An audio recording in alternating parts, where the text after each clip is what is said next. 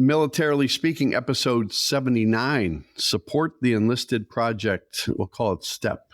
Yes. This episode, we talk with Tony Teravainen, CEO and co-founder of Support the Enlisted Project.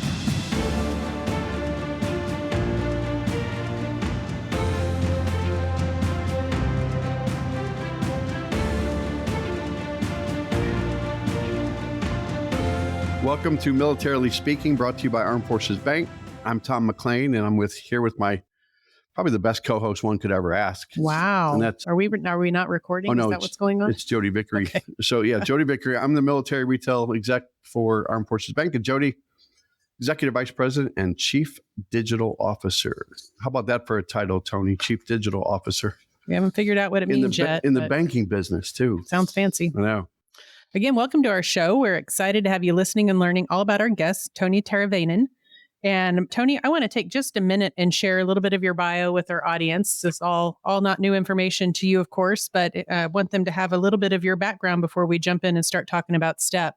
Tony's been a vocal advocate for the public support of our military community. He's assumed his position as president and CEO in February of 2014 after serving as a board chairman, director, and volunteer since the 2012 formation of STEP. As CEO, he oversees the positioning of STEP as a successful, trusted, and viable partner to young military families and transitioning veterans. Under that guidance, STEP was created in Southern California and is now serving families from across the country as he works to fill STEP's Vision 2032. That's a long way off. That is but it'll probably be here quickly. Fulsome vision, which I hope we'll hear about today, with a national presence. STEP has positively impacted more than 250,000 military and veteran family members, including 7,800 families in financial crisis, moved to self-sufficiency through his financial counseling intervention and $2.6 million in grants. And I think important to say with a 90% effectiveness rate. A little bit about Tony's personal background, son of a career Air Force father and having his U.S. Navy submarine career abruptly ended with a medical condition. Tony knows firsthand the hardships young military families endure. Mr. Teravainen left his consulting position at Booz Allen Hamilton to become STEP's full-time CEO, where for 5 years he consulted on strategy and process improvement. And prior to that, he spent 7 years running his portfolio of small businesses, 12 in manufacturing leadership at Sony Electronics, and 8 years in the operations, repair, and project management areas of the U.S. Navy's submarine nuclear power program. What that means is he is probably smarter than the two of us combined. And a little bit more accomplished. Yes. That is not on my LinkedIn, Tom. But I can steal it and put it on my LinkedIn. You could put it on your LinkedIn and everybody would One out of every three doesn't have the right information on there anyway. That you are not, in fact, equipped to work on a nuclear sub. In addition to serving as a commissioner on San Diego Citizens Equal Opportunity Commission, he also serves on the San Diego North Business Chamber Economic Development and Advocacy Advisory Council, San Diego Regional Chamber of Commerce Defense, Veteran and Military Committee, and sits as past chairman of San Diego County's Military and Veteran Advisory Council. So very well tapped in, obviously, to the community that you serve. And among other leadership positions, he's chaired the San Diego Coast Guard City Committee and is an adjunct professor at the University of San Diego. He holds undergrad degrees in business management and nuclear engineering, a master's in executive leadership from University of San Diego, and ABD with his PhD in public policy at Liberty University. That has to be the that end in of fact seals the deal about my comments about him being smarter than us. Yes, I have PH nothing after my name. He's received lots of awards and recognition for all of his good work to serve the community, including a few here that will name Spirit of Hope Award from the Secretary of Defense, Nonprofit Executive of the Year, Veteran of the Year, Top 50 Influential Veteran Business Leaders, Top 500 Influential People, Top 50 COVID Leaders. That's an award we never thought we'd have, right? Veteran Nonprofit CEO of the Year. He holds lots of license professionally in Six Sigma. I had a Six Sigma black belt once upon a blue moon ago. Project management and change management, and holds 1 U.S. patent. He's a TED speaker. That's probably something you aspire to, Tom. So, yeah, what is a TEDx? It's TEDx, right? Yeah, What is like it? a TED Talk? Yes. Yeah. And the local versions of TED Talk. See, you sell yourself short. You are pretty smart. Yeah, I'm not a nuclear submariner, but most recently he led STEP to earn Nonprofit of the Year, which is awesome, at the San Diego Business Journal Citizenship Awards. He's married to Jaslyn with 2 daughters and a son. So you got your hands full in all sorts of places here.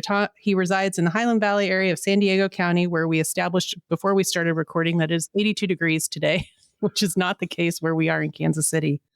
Yeah. So you're a busy guy is what I just read. When he tells us, when Tony says, I don't have time for March Madness. I appreciate that. He's doing stuff that matters. Yes. Right? Yes. And it all matters, right? Keep everything in perspective.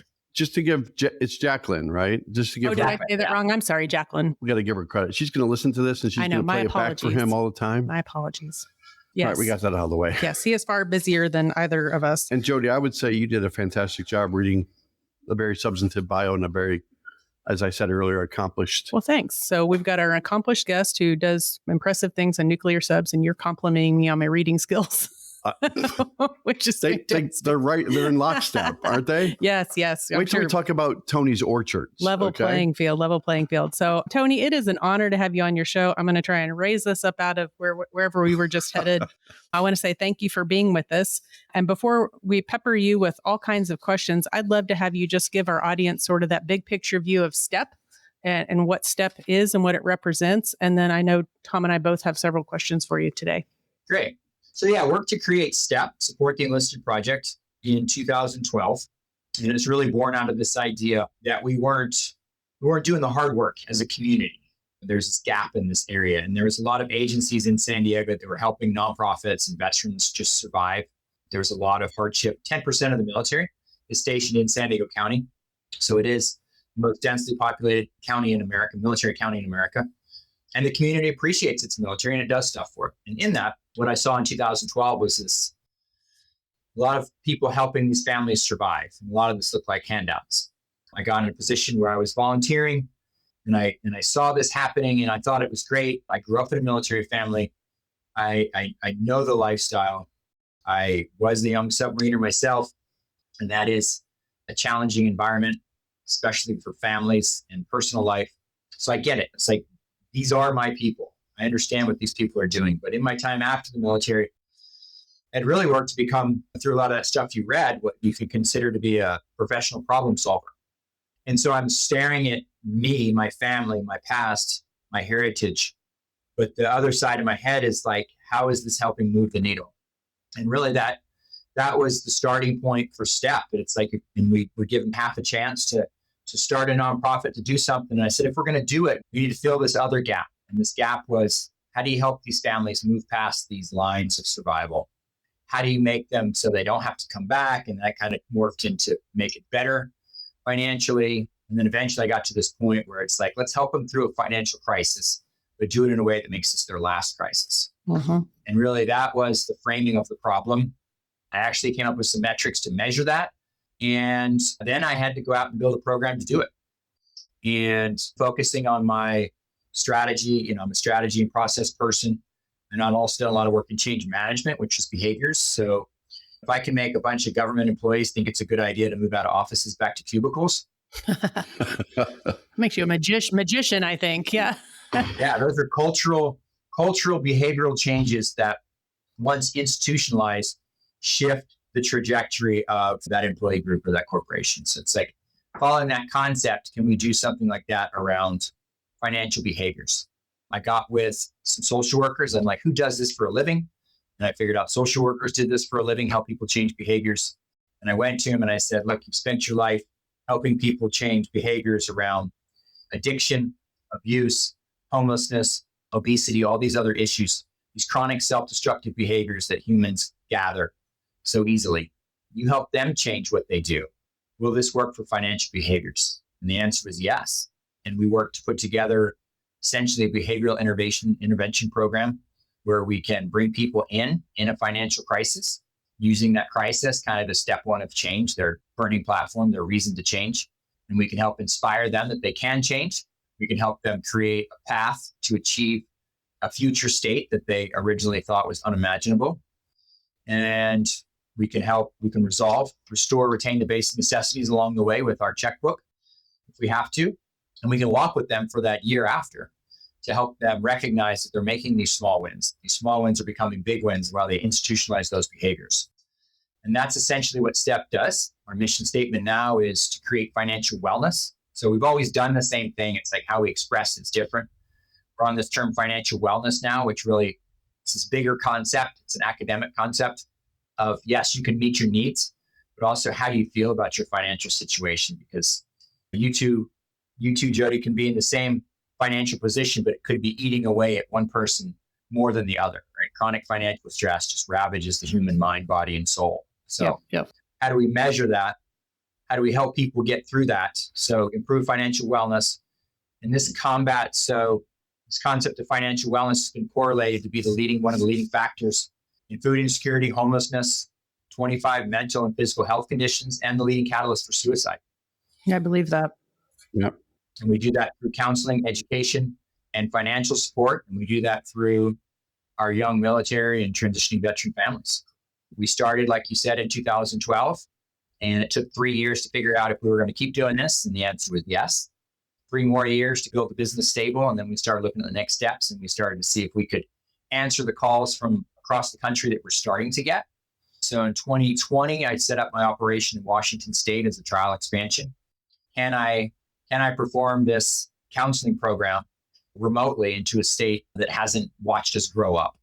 And at the same time, I was getting calls from across the country, like I said, and I said, well, I'm tired of saying no. It's not building my brand. It's not helping me grow the trust and relationship I need by saying no. So after a few very pointed conversations with clients who called my cell phone asking for help and me saying no, I'm like, that's enough. So I built a process at the same time.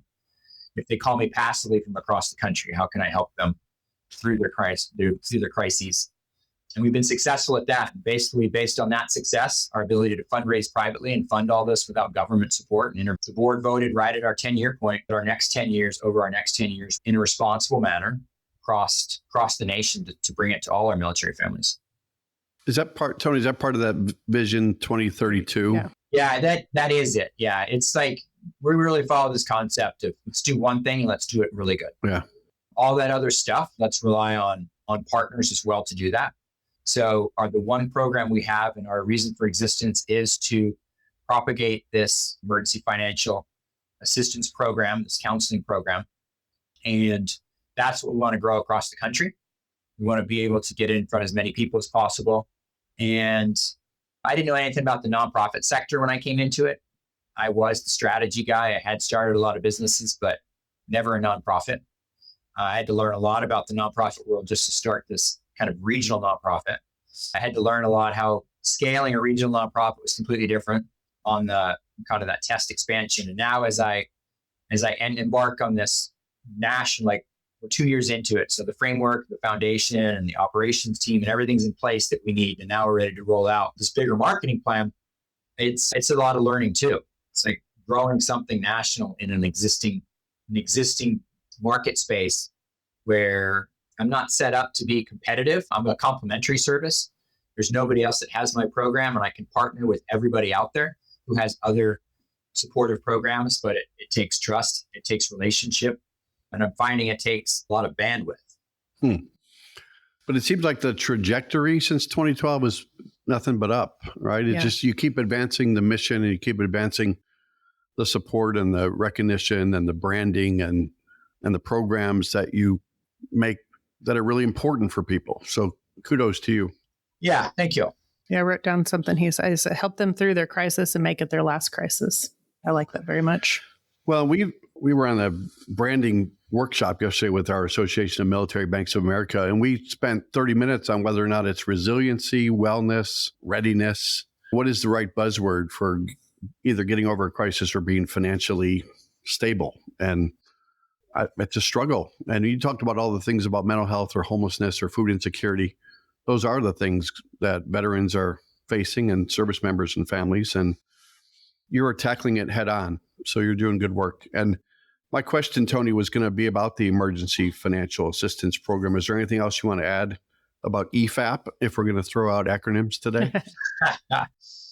I mean, yeah, it's a program that we created to serve a specific purpose. And we had that purpose in mind. We had our metrics in mind. As soon as we started getting enough data, we could analyze our metrics, and we actually went back into the program to adjust it. And we had to work, and we continue to work every day to achieve that 90% success rate. And I think it's one of the biggest testimonies, I think, to the validity of the program and why we need to expand it. So you figure this is not the military's problem, right? This is America's problem. America has poor financial habits, and they're developed before people turn 10 years old. And in their preteen years, they learn how to operationalize those financial beliefs. So we've got a country where 3 out of 5 Americans spend their entire paycheck or more. I think now it's up to 60% have less than $400 for an unplanned emergency. And I believe it's still around 70% have less than $1,000 total on assets. And the retiree population too, Tony, right? I mean, you think about what that nest egg looks like, or how much do they have in an emergency savings account?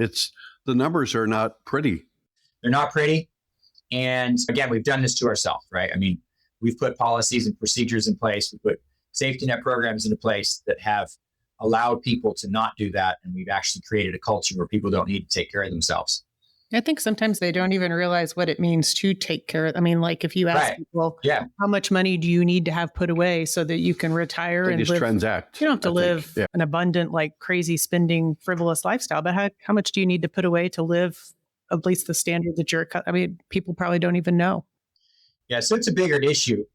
But in the military families, every year, like 0.1% of 18 to 24-year-olds from that pool of Americans with poor financial habits, on average, join the military.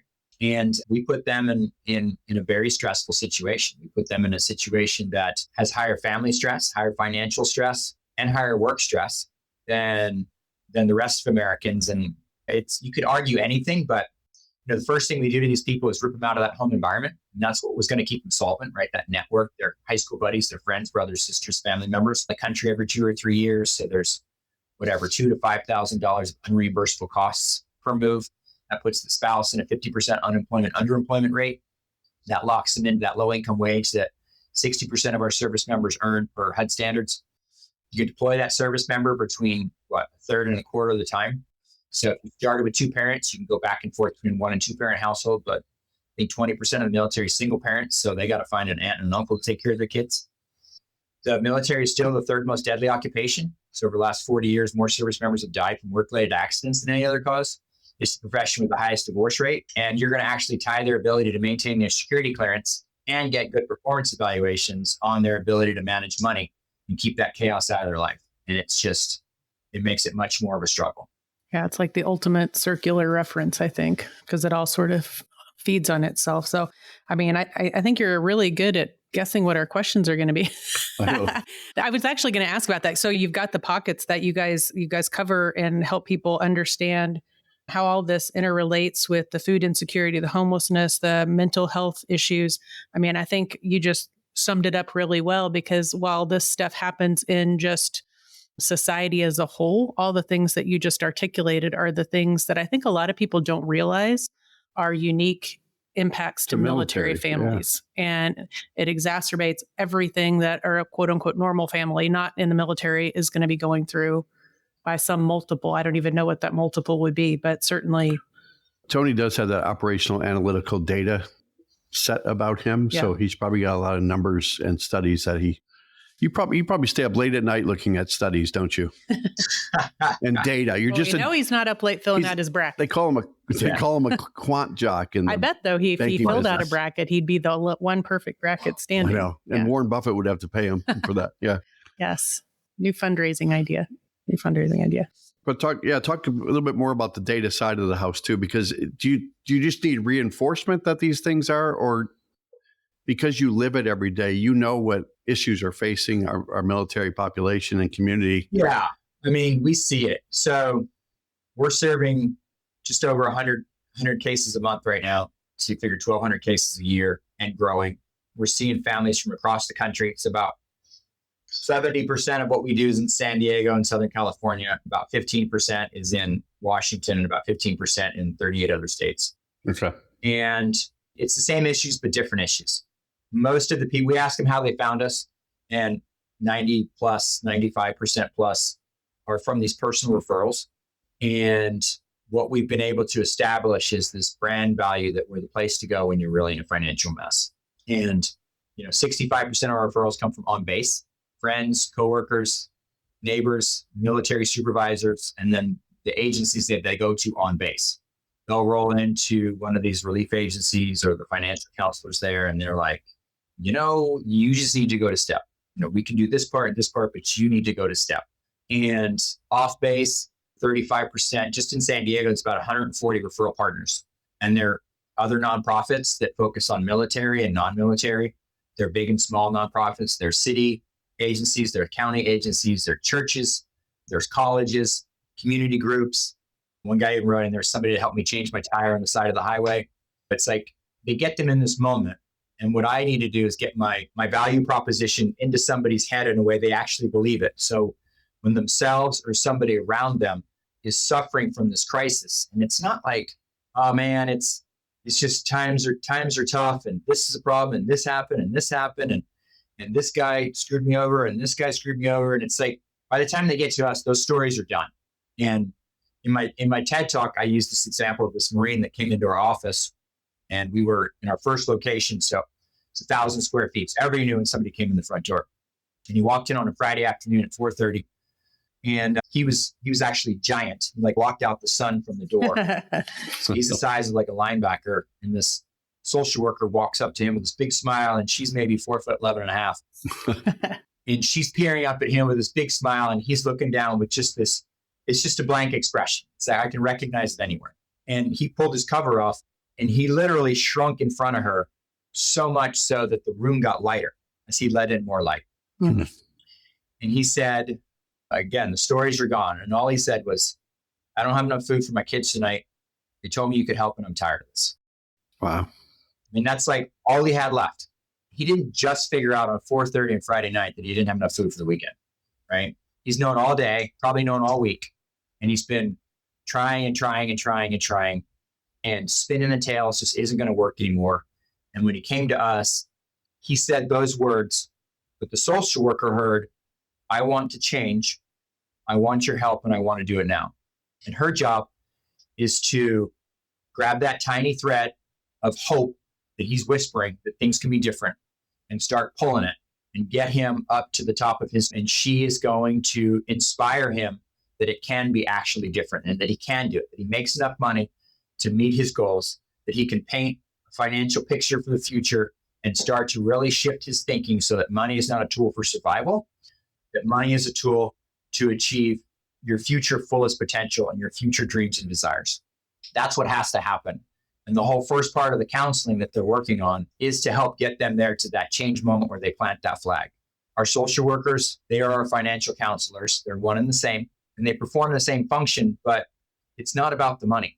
If it was about the money, an Excel spreadsheet would work. You could give everybody an Excel spreadsheet and just tell them how to spend their money, and it would just work. I could tell you to quit smoking, eat better, stop kicking the dog, yell at the kids. You would just do it because that's the right thing to do. Right? But our behaviors get in the way of this, and our habits. So what has to happen is here, they have to be able to help them overcome their personal challenges. And the reasons, that probably now 9,000 families that have gotten into these financial crises that showed up on our doorstep, there's 9,000 different reasons. And there's probably 18,000 because the spouse had one reason, and the other spouse had the other reason, and they came together and created a third reason. And it's like, everybody's got their financial baggage. Everybody's got their emotional history, the different environments that they grew up in. It's like they come to these financial crises. They might look the same very quickly, as in they're getting evicted.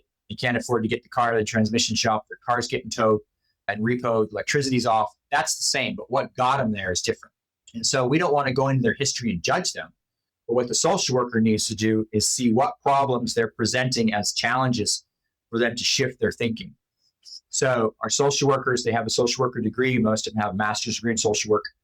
They all come from what we call shared experiences. So they've all been in the military somehow. They're a military spouse, they're a veteran, they grew up in a military family, they get the military life. The military life should not be why your finances look the way they look. That's just the environment you're in. You should be able to overcome that environment and still drive your behaviors and desires through that. And I send my social workers off when they come on board to get certified to be financial counselors so they can legally talk about the money. We get additional certifications, and they become certified financial social workers. They get a lot more training in crisis response and suicide response and other types of issues that we deal with. But 90% of the discussion is this about the behaviors and what they want from money and how they see money and how what they bring to this problem needs to be solved. So the social worker can help them work through that. And when they're looking at their budget, if they feel obliged to pay their parents' cell phone bill or their parents' heating oil bill in Chicago in the winter, or pay their youngest brother's college tuition because they're the oldest and that's their cultural duty, it's having that conversation is not for a banker, right? It's not for a financial planner. But that is the roadblock of why this person can't figure out how to get their arms around their financial dreams, desires, and where their money goes. So we empower them that it can be different. And they use a lot of these different social work modalities to help them understand they have all the skills and talents they need, that they can do it, that it can be done. Once they commit to that, the social worker then is going to walk them through the process to build this plan for the future. It's not our plan for the future, it's theirs. So they have to say what they want. They have to figure that out. And that's going to come in shape of these goals. And of course, they're like, I don't have goals. Those are for rich people. And the social worker can say, what I heard you say, they've got all their case notes and they're professional listeners. And they're just, we're never allowed to tell them what to do. It's always about asking the questions. This is a solution-focused approach. We're trying to get them to their solution. So they might have said they wish they had $1,500 in the bank. They wish they could fly home for Christmas because they haven't been there in 3 years because they couldn't afford it. They wish. These are their goals. So we get them thinking about their goals. We can present them with the situation. Well, now let's look at your current money situation. It looks like, from what you put down, you're spending $700 a month more than you make. And when you put it on paper, sometimes that's all it takes. Right. And then it's like, and now they need to address this. So give them the space and time to do it. And we can't tell them how to fix it. We can't even tell them it's wrong. If they don't say anything, we might nudge them and say, is that sustainable? Or for how long is that sustainable? Hey everyone, if you're looking for a little extra financial flexibility to take the family on a vacation, tackle that home renovation, or just get through the ups and downs of military life, we've got some great news for our military listeners. Absolutely. Armed Forces Bank offers access loans that are perfect for handling life's unexpected expenses, consolidating debt, or even making that big purchase you've been thinking about. And with our fast approval process, you can get the funds you need quickly and easily without all the hassle. At Armed Forces Bank, about 75% of our team is affiliated with the military, so we understand your unique needs. We've been supporting military families for over 100 years, and we're here to help you take control of your finances. Whether you're active duty, a veteran, or a reservist, we're committed to offering you flexible terms and competitive rates, making sure you get a loan that fits your life. So if you're ready to take that next step, head over to afbank.com or visit a branch near you. Armed Forces Bank, serving those who serve. Member FDIC, subject to credit approval. Origination fee applies. Direct deposit relationship required. Loan terms are based on loan amount.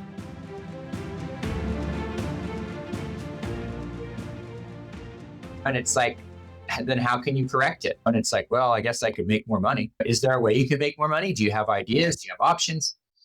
And if the answer is no, then what else can you do? And they need to say that you probably spend less. Like, all right, can you? What can you cut on it? But they have to get themselves to a cash flow positive budget somehow. We have their debt portfolio as well. So once they get themselves to this cash flow positive budget, by this point, they're committed. The relationship is built. They feel like they finally have somebody that they can trust that's in their corner to talk about finances. So now they can start having next level conversations about why they spend their money, where they spend it. They can have conversations about not being able to talk to their spouse about money without fighting. So again, the social worker might offer some tips and techniques to talk to spouses about money. They might offer them tips to talk to parents or other people involved with the situation. They can help them with the bigger questions and issues they have. And ultimately, they get themselves to a cash flow positive budget. They have the surplus, and they can figure out how much of their money goes towards debt, how much of the money goes to their goals, and it's really based on the time they have. We can fund the restoration of any basic necessities during this process. And then really with that is the discussion. They might call us up initially and they're like, what's the unlawful detainer? It's like, when's your court date? It's like, how do you know your court date? Because we know what an unlawful detainer is. And it's like tomorrow. Like, you need to be there. Or you need to call your landlord. Have you called your landlord? No. Why not? He's a jerk. He may be, but he's the most important person. It's like, we need them to stop filing legal papers. We need the commission to say you can stay there for another week, whatever it takes. They don't know how to do it. They're too afraid. They don't know what to say. So the social worker might start doing some role playing with them, right? If you were the landlord and I owed you money, what would you want? So really helping them solve this through a hands-on process. Inevitably, we're probably on the phone with the landlord with them. but they are learning and they're contributing to this process. Once we get them all the way through the process, we launch them out of the nest. And we've gone through the first 5 steps of John Cotter's change model at this point. And what's left is you need to start getting these small wins and recognize you're getting small wins. And then those will snowball into these bigger wins. And then you need to institutionalize those behaviors. And we execute those last 3 steps of change in the 12 months after they finish that counseling session. Then they move to follow up at 1 month, 2 months, and 3 months, 6 months, and 12 months. We see the largest gains in financial wellness scores during those first 2 months, because at the first checkup, it's a disaster. They're very negative. They're very glass half empty. This is never going to work. And the social worker can go back to their notes and say, well, let's look at what your priorities were. Let's see how bad it was. And you said the most important thing was that your kids ate every meal. Did they eat every meal? Well, yes, they did. All right, well, that's something, because that wasn't happening before. The next most important thing was this, and this. Did you meet all your goals? Did you go into automatic overdraft? These were the things you said were important. Did you do all those? Yes. All right, well, those are all pluses. Now, did you save all the money you're supposed to save? No, I only saved $6, not $25. Okay.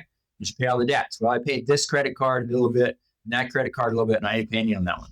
All right, so as compared to last month, did you do better or worse? So I'll go through this whole thing, help them understand that they are getting better.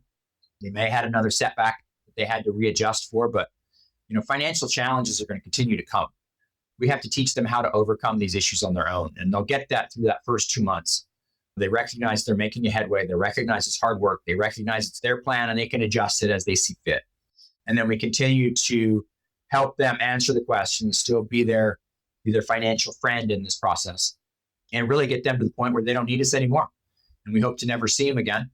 And 97% we never see again.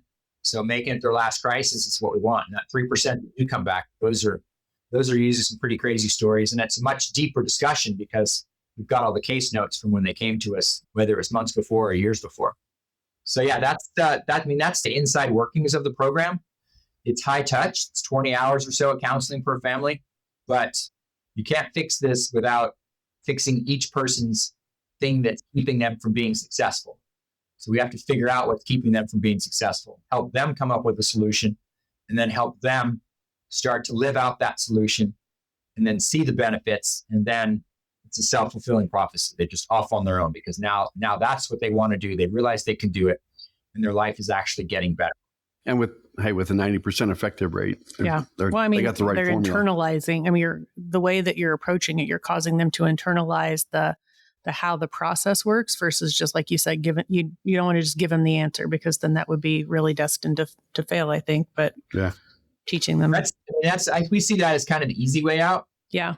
And a lot of people do that, right? I mean, if you don't have a house, you just give somebody a house, but they don't understand the value of that house. Right. They don't understand the value of that rent payment. And we'll have a number of clients that aren't willing to do the work, and they might drop out and call us back next month and drop out and call us back next month. They're just trying to get it as easy as possible. And it's not they're trying to work the system. They're scared, right? They don't want to get evicted. You got some single mom yelling at you on the phone that blaming you that you're going to put them and their babies on the street.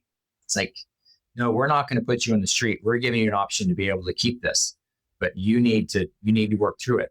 Yeah. And eventually they either come through the program and they go through it or they're not going to change and we're not able to help them. Tony, I'm going to wrap a couple questions together too about the private funding, no government funding, but you've got fundraisers.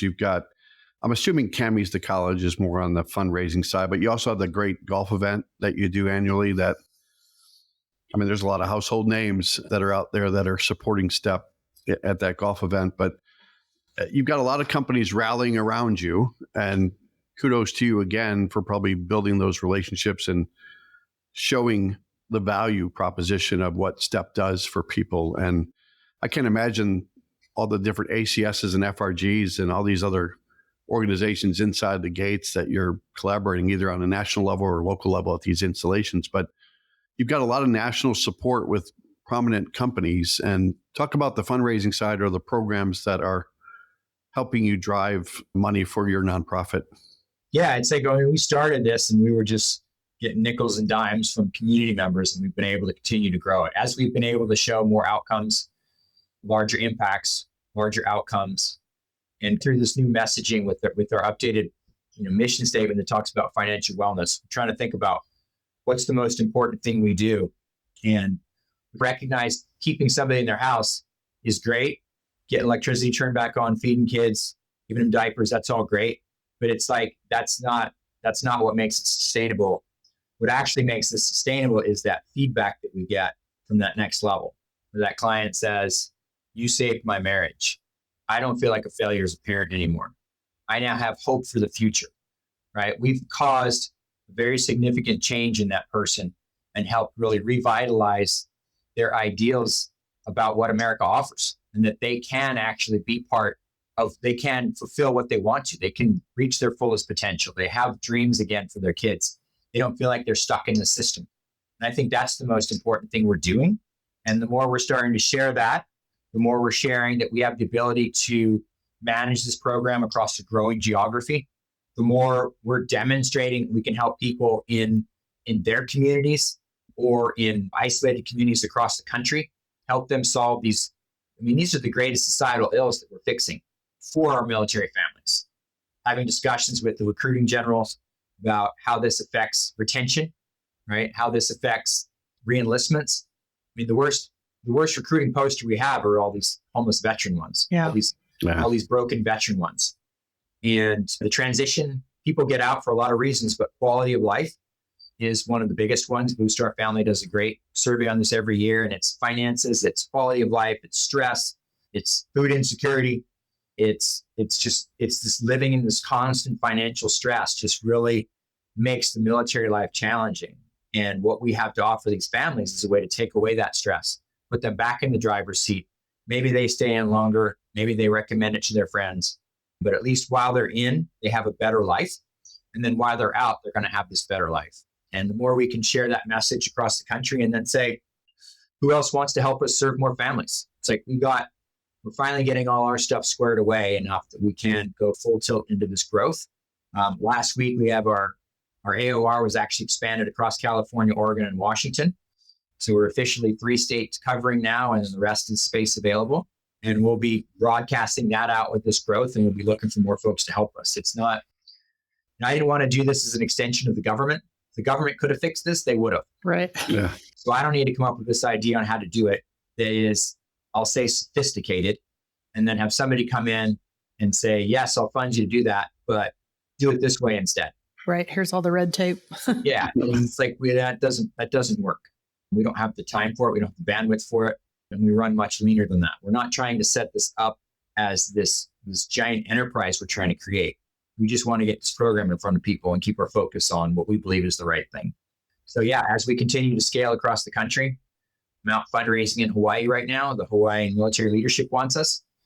And then I learned it's not just Hawaii, it's all the Pacific Rim. I'm like, how did I forget about South Korea, Right. Japan, Alaska, Guam? There's people living in a lot of hardships out there as well. And they want our program. So in fact, the general's wife, Army Pacific general's wife, she said, where are you going after Hawaii? And I said, probably Colorado or Texas. And she said, keep going west before you go east. I am west. It's like, oh no. Yeah. Oh no, you're not. So yeah, that's my dream. That's why I've stuck with this. I was planning on being with STEP just to get it started. And then I fell into the CEO slot as well. And I said, well, I'll do this for 6 or 8 months and get it to a place that doesn't need me anymore. And Yeah, you can't. There's no escape, you're hooked. Tony. You're hooked, no yeah. escape. well, and what it looks like when it doesn't need me anymore. It's like it always needed to go to that next level plateau. Yeah. And so I just keep pushing this rope and making it happen, I guess. It's like we've got a great team, very passionate team and great supporters. And we're just really blessed to be able to do this. I was going to ask a little bit about your team, but before I do, I want to make sure that along the way, I don't think we've pointed out the website yet today either. So make sure we got that right. It's www.teamstepusa.org. And so I think a lot of the information, hopefully, that people can find out there. You have an impressive staff. They run the full gamut, as you shared today, from people with talents and gifts in social work, military experience, nonprofit experience, you name it. Grant writing, marketing, all the skills that you need to execute on the plans that you've laid out here. As you expand and go beyond, how do you see maintaining that level of high quality, high caliber folks around you to make sure that that's fulfilled when it's not right there and close enough to touch on a daily basis? Yeah, that's a really good question. I have put a lot of thought into that. And a lot of this comes back to processes and procedures. I mean, it's like we have the top rating on the big three watchdog agencies, and people are like, Tony, how did that happen? Well, it didn't happen by itself. Right. I had a strategic goal to get the top ratings, and I had to figure out what they used to rank me. And I went back in and I did all those things, which helped me set up a good agency. Those are all best practices to begin with.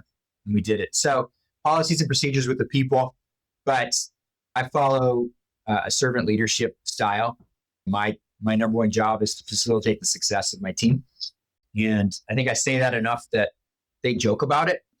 They believe it though. Yeah. Which means they believe it. Yeah. Right.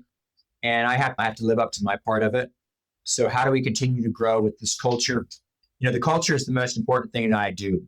Beyond, I think facilitating their success is actually comes from this culture. And I go to lunch with every employee at this point, every new employee at their 45-day point. And I want them to meet me because a lot of them don't get to see me anymore because I travel a lot and they are in different places. I want them to understand what I want for this culture. And then I also want their feedback on how they're assimilating to the agency, because soon they're going to get their 90-day performance evaluation, which we tell them what we think of them. But in that culture piece, I talk a lot about the early days, why I did it, my story. And when I started it, I didn't know anything about nonprofits. And at the time, my mother was, I think she just retired or was getting ready to retire as a college professor, an English college professor. And my first annual report was a PowerPoint slide deck. And we had to come up with grant letters, and we had to come up with slick sheets and stuff like that. None of us knew anything about this stuff. So I was asking her questions. And of course, like a good college professor, she never had an answer. Well, you just mark the thing up and tell me what words. She's like, no, what do you think about the main points? And I was like, oh my gosh. Yeah. My first speech writing, I used her a lot. So she was very involved, and she would come out and visit. And when she would come visit and she'd come in the office, I would notice there's this kind of reverence about her. And she was a threefer. So she was the boss's mom, and we like the boss. We'll just say that. We'll assume that. It's Dr. Gordon, right? So we don't know how to act around this very intelligent, powerful woman. But at 18 years old, she was also a military spouse with one kid. And by 20, she had two kids, and her husband was going back to Vietnam for the second time. And she grew up in Wichita, Kansas. And now she's getting dropped off in Brooklyn, New York with this 150-person family. And that's the road she lived for 20 years as a military spouse. She didn't even start going to school until after my dad retired from the military. So she gets it. And really my point to my team is the way you treat her when she comes in the office, the way everybody treated her, that's the way we're going to treat every family. And I don't care how many caps are in that email, what that text looks like, how much they were screaming on the voicemail they left, or what kind of circus comes in that front door. You need to treat them all like they're my mother, like you would treat my mom, because this is where she came for 20 years while she was trying to figure out how to keep our family together as we traveled around the world, supporting my dad in his service. And so that culture, that we need them to feel like we're a safe place, that we respect and honor their service. We're not here to judge their past or their future. We're here to walk beside them while they overcome these challenges that they have with their money and get them on a path that's shame-free and where they can actually achieve the futures that they dreamed about. Yeah, it's so important. I mean, I made a note in the margin on something you said earlier. And as you were talking, it's just, you've built this place of trust. And with this group of individuals who are of high character and strong disposition, it's hard sometimes for them, I think, to ask for help. And so to create that place where it's comfortable and maybe not comfortable, but safe to do that, like you said, in that judgment-free zone. I'll go back to, I'm just going to read a couple things to our audience, that there's a lot of innovation out there from companies that are supporting you. And there was like a sneaker giveaway for military kids, 100 one-way tickets from Southwest Airlines, crockpot donation by the United Way, realtors running a food drive that resulted in 6.5 tons, I think I read that correctly, of items. A lot of food. And then you go back to all the things that people say about STEP too. And knowing you have a 4-star rating from Charity Navigator is a testament to how you run your shop, Tony. And then, you look at some of the reviews out there for STEP, it having a positive impact on military families, great customer service and staff, supportive financial assistance programs, mission-driven, and employees describe it as welcoming, positive, with opportunities for growth and development. So I think you can put a stamp on what you talked about with the culture and talk about how people are perceiving and receiving the services and support that you provide. And it just seems like everybody's gravitating towards wanting to put their best foot forward and help STEP, whether it's the companies, whether it's the ideas, whether it's what can I do to help. And people, Jodi mentioned your website. They can volunteer, they can donate, they can find out more, they can come up with their own creative ideas of ways to help you on the fundraising side. But I just wanted to capture some of the things that the outside world says about you, but also what the inside world says and how great you've made a difference with organizations that want to get behind you. That question you ask is something we need to ask as a bank and as volunteers is, you said, do you want to continue to help these military families? Like, why wouldn't you want to help these military families? It's table stakes. If you're a military bank, or if you're a nonprofit, or if you're a company, how do you say no to that you can't get behind supporting military families that need our help? You mentioned homelessness. You mentioned the wellness on the mental health and just food insecurity, things that feels like the government should help. But organizations like STEP and a whole plethora of organizations that are in the space of helping military families, you're just another great example of work that's being done. And for people that haven't heard of you, I'm glad we're doing the podcast so people can hear about you. But it sounds like you're doing a pretty good job of getting the word out there other than this podcast. Yeah. Keeping himself very busy. Is that the best place for either individuals or if we've got companies or business clients that are listening, teamstepusa.org? If they want to connect with you to do any or all of this in terms of support, is that the best avenue? Yeah, that's the best place. Up in the top, I think it's right-hand corner now, or at the top, there's a button that says apply for services, volunteer, donate, and then they can contact us as well. So we have an info at website for email address that you can get there. My contact information's there. They can send people there for services. They can find out more of what we do. So that's the best kind of the clearinghouse for anybody. Okay, no, that's great. There was something we wanted to ask Tony, and we're probably going to get to the finish of this too, but there was capacity building campaign. And I did mention earlier about the CAMIs, right? I mean, if there's a couple of programs you want to come to the finish line with the audience, because you've covered a lot of great ground with us today, that talking about any other programs that you want to bring to the forefront? Or anything we wouldn't have known to even ask, perhaps. Yeah. I mean, a lot of those other programs, when I started STEP, I said, let's just do this counseling program. We're not doing anything else. We're not getting distracted at all. But I couldn't stop the community from giving me backpacks, food, and Christmas gifts and stuff like that. They just kept bringing it. So I said, fine, you're going to give me this. Let me figure out how to use it as a tool, right, to promote our greater mission. And so what that's really become here in San Diego is it's the big end of my funnel, right? This is my branding and marketing programs.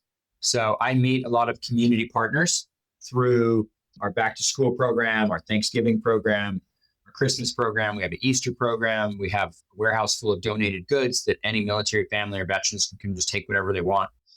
We give out 200,000 pounds of food a year, 200,000 diapers. We hand out, I think we're 7 distributions a month now. Some are here, and then the rest are on military bases and throughout the community. So this is kind of, we're going to get a bunch of stuff from the community, and that becomes the big end of my funnel for meeting donors and community members. And then I can take that merchandise, it's about $1.5 million a year at this point, and I can give it to the military communities, and they become the big end of my funnel for my client side. It's how they learn about STEP, and they learn about, we have positive brand impression, and then we provide some economic value, offset a cost or training or something like that. So as we continue to grow STEP, Washington State has started to develop its own programs. I don't want to put San Diego's STEP in Tacoma or Bremerton. It needs to be theirs. So they really like the back to school program because we make it an educational fair and we help people learn about educational opportunities as well as giving them backpacks and other stuff like that. They really like, at the same time they do the backpack drive, a lot of people want to collect winter coats and military boots, or not snow boots and stuff like that for military families. So we let them do that. But these are ways that the community engages in the way they want to. So we get about I think probably 10,000 volunteer hours a year here in San Diego for people that just come into our warehouse and manage these programs with us. So they make that happen. It helps definitely get the word across, grow the name, grow the brand, and helps get that bigger message out there that STEP's the place you go when you're really in financial trouble. I can imagine the distribution and all the jobs related to inventory management. Just My the goodness. logistics of it, yeah. Yeah, just keep coming. You want to play a game? If he'll give us just a couple more minutes. Want to play a game? I do. I want to play the military minute. So this is a question that, Tony, if you know the answer to, you're welcome to answer this time. The second question. Because it was the last podcast. Not so much, but this first question was from our last podcast. The average number of troops deployed at any given time. What is the average number of... He's so smart and he has all the degrees. He may know. Well, he's Googling it at the same time, but yeah. Step away from Wikipedia. What's the number? You're using AI. Yeah. And if it's wrong, then I blame Tom because it's his answer. Yeah. So I would say you got 1.25 million. So let's just say 10%, 125,000. Oh, I told you he's a data guy. Math is mathing on his end. He's got the margin of error in there, plus or minus, right? And I don't know if you call like somebody's stationed in South Korea or Germany. Now he's getting technical. Yeah. And Tom doesn't think things through to that level. I'm going to put asterisk next to the answer then. the number that Tom was looking for was 150,000, but I was impressed with the mathematical way he got to that one. Yes. I couldn't even start. So if you listen to the last podcast and you hit 150,000 in the comments, please watch for your name to be the one that was selected to win $50 for yourself and $50 for a charity of your choice. And now I, Tony, am going to apologize in advance for today's questions. This is one of my favorite questions of all time. So this is the first time we've ever had a 3-part question because Tom can't control himself. Oh, it's the second time? Yeah. Okay. And you can't answer these. And it's probably best if you don't anyway, because right now I think you're a very smart person. I know. And I kind of went down to third grade level on this, right? And Tom took us down a whole different path, but the theme is STEP. So you'll hopefully at least enjoy I thought that was pretty clever. That he tried really hard to be thematic today. This week's Military Minute takes us to a question or questions, plural, about music trivia. So don't answer. It is a 3-part question. I want to see if he can. I want to see his response. Okay, so nod if you know, because then it'll make Tom feel better. Yeah. Which musical group sings the song Step by Step? I feel like I should sing these. Pause. Step by step. So that's question 1. Which musical group sings the song Give Me 3 Steps? We're getting nothing. I got Tony. no nods coming in hot from Tony. The third question is, which musical artist sings the song 1-2 Step?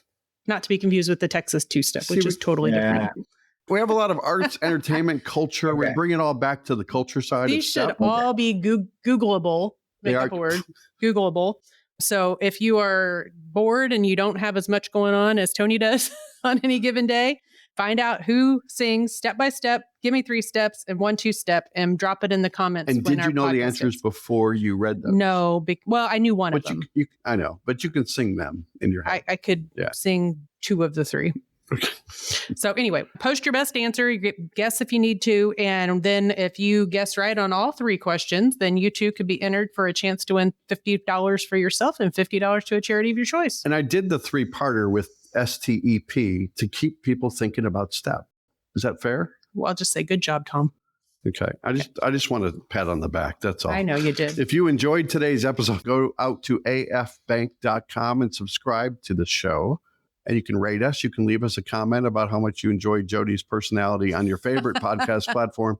On Apple. Tony, we're on Apple. We're on Spotify. We're on YouTube. We're everywhere. Yeah. But thank you so much for being here, Tony, and telling our audience and us all about STEP. Appreciate your time. Obviously, you're a very busy guy, so appreciate the hour. No, I'm glad we made it work. Thank you for your service, and thank you for all that you're doing 25 hours a day. Yes, thank you, Tony. Yes. Thank you.